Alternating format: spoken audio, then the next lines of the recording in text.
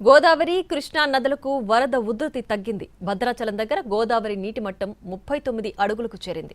కోనవరం దగ్గర 18.99 మీటర్లు, పోలవరం దగ్గర 12.65 మీటర్లుగా ఉంది గోదావరి నీటి మట్టం. ఇక ధవళేశ్వరం దగ్గర ఇన్ఫ్లో అవుట్ఫ్లో 12.34 లక్షల క్యూసెక్కులుగా ఉంది. మొదటి ప్రమాద హెచ్చరికను కొనసాగిస్తున్నారు.